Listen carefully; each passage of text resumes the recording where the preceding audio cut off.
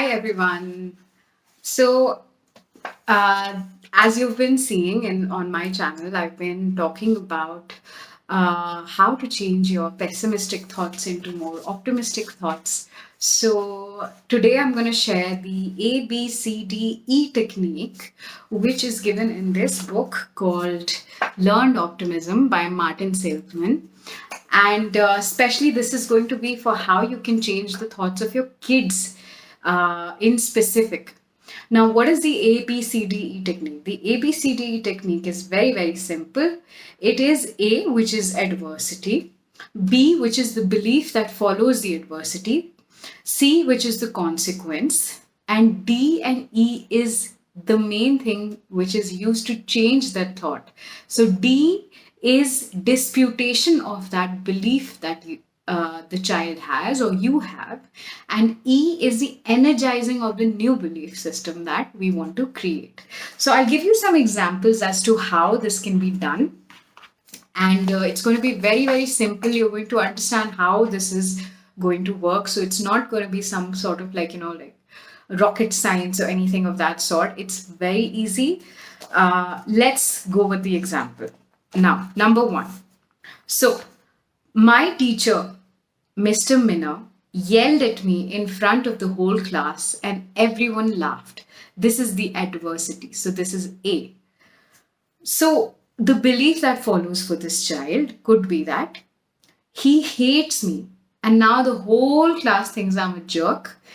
And the consequence is I felt really sad and I wish that I could just disappear under my desk. So how are we going to go with the D and E part of it, which is the disputation? The disputation could be that you could talk to your child in such a way that just because Mr. Minna yelled at me or you, it does not mean that he hates me. Mr. Minna yells at just about everyone. And he told our class we were his favorite class. I guess I was goofing around a little, so I don't blame him for getting mad. Everyone in the class, well, everyone except for maybe Linda, but she's a goody goody. But everybody else has been yelled by Mr. Minna once at least. So I doubt they think I'm a jerk. Now, the energization part of it, which is E. I still felt a little sad about being yelled at, but not nearly as much. And I didn't feel like disappearing under my desk anymore.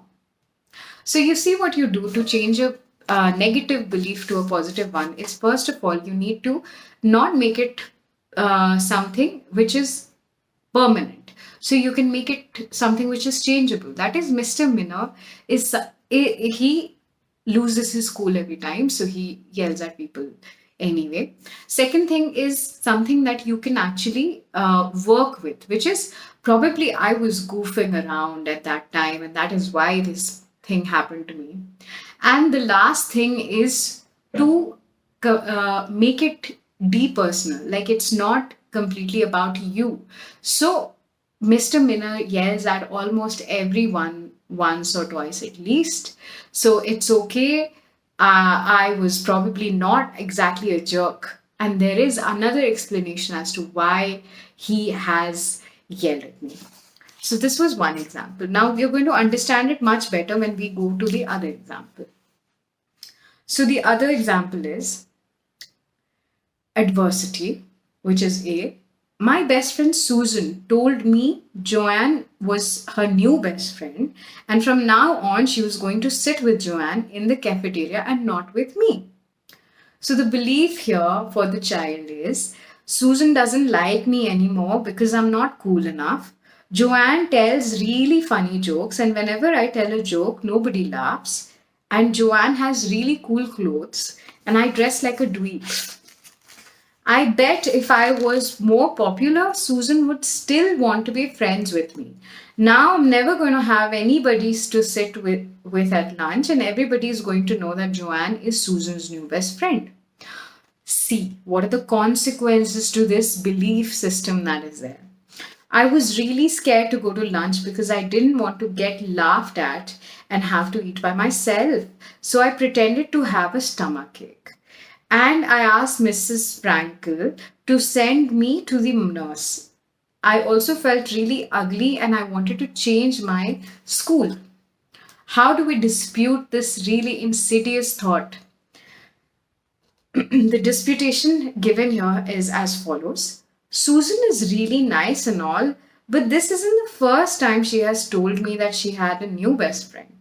I remember a while ago she told me that Connie was going to be her best friend. And before she told me that, Jacqueline was her new best friend. I don't think it matters how funny my jokes are, and I can't be my clothes, and it can't be my clothes because Susan and I bought the exact same outfits last time we went to the mall.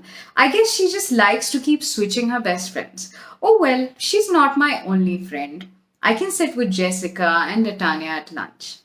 The energization for this particular thing would be I wasn't as worried about who to eat with, and I didn't feel ugly anymore. So you've got to like see how you can actually, again, the three steps, which is first of all, make it something that is changeable, which is not, and then make it something that is not your fault.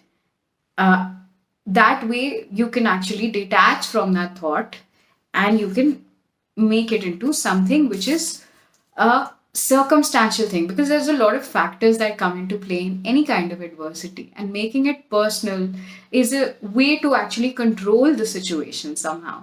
So we've got to humble ourselves by understanding that not everything honestly is in our control, and we cannot beat ourselves again and again for it. There's another example that I'd like to quote as well.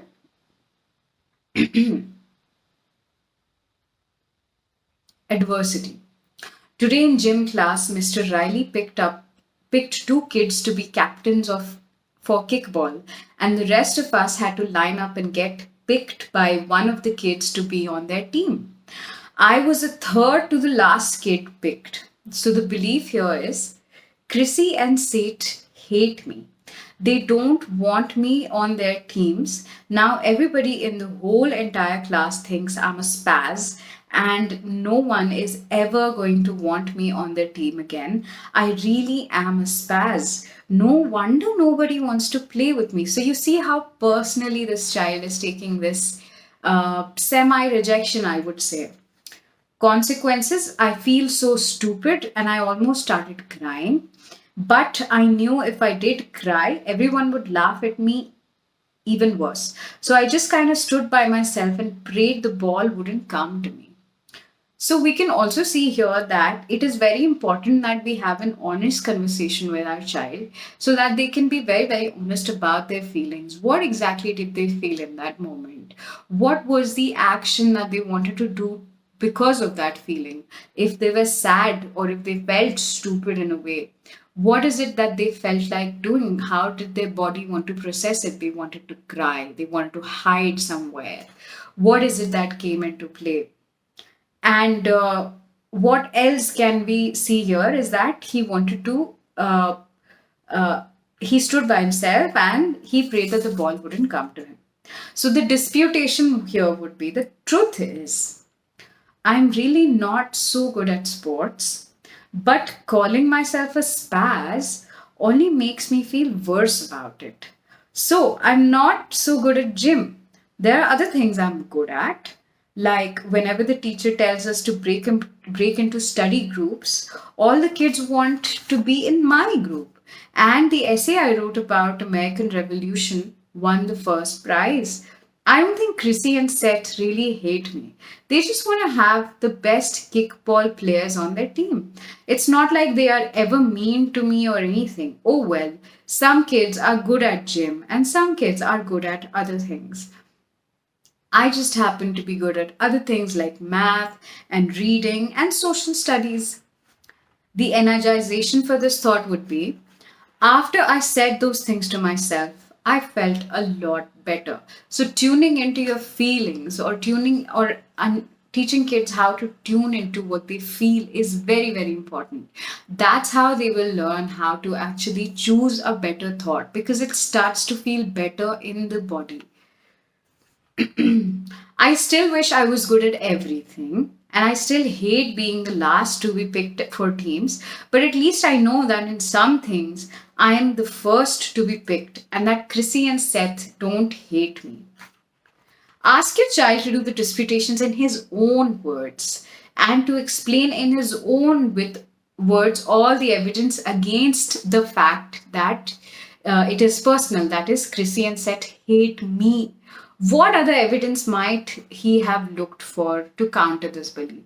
This is a really good way to actually see how your child is thinking and how they are actually processing all of these complicated thoughts that they have even when they're such a small little cute kiddo.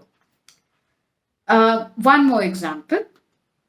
Yesterday was my brother's birthday, and my mom and stepdad gave him all sorts of toys and a huge cake that didn't even look, and a huge cake, and they didn't even look at me. So the belief here is Temple has always been their favorite, which he's talking about the second child.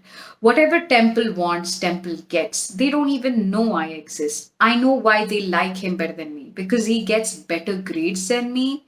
And on his report card, his teacher said he was super. And on my report card, Miss Chrysanthi said my penmanship needs improvement.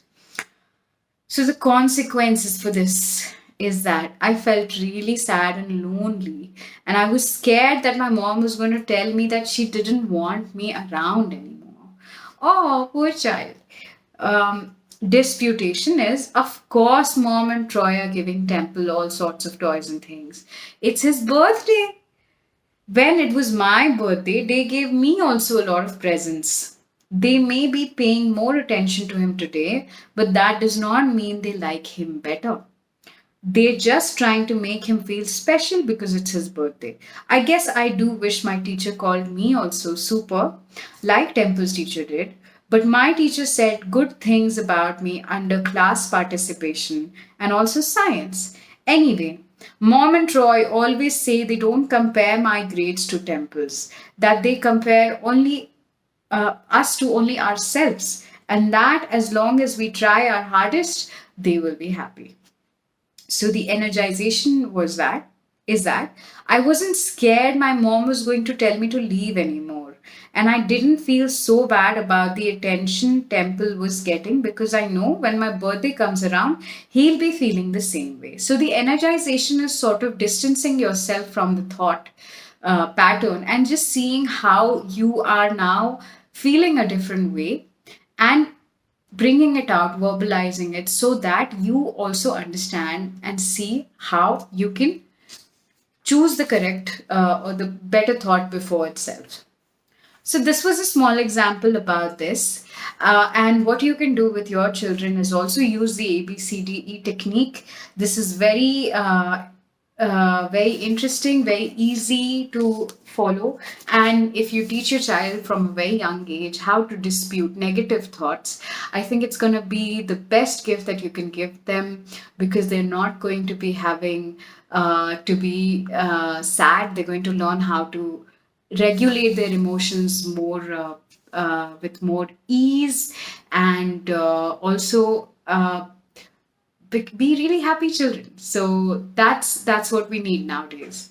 And this was a part about ABCDE for children. I'll be doing another video tomorrow, which is ABCDE for adults. And we'll probably look at different situations like work or relationships or something else. We'll see what happens, what comes up tomorrow. And I'm really excited to share that with you. I'm working on my own negative thoughts through making these videos, and I hope you are doing it too. It's very easy. Just take a journal, write A, B, C, D, E, and there you go. You're going to be able to change your thoughts much more easily, much more quickly, and you're going to regulate those emotions and become a better person in a better mood, happy and joyous. So I'll see you in the next video.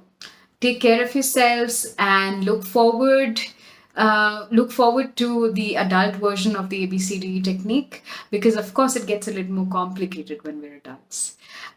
Take care. Bye.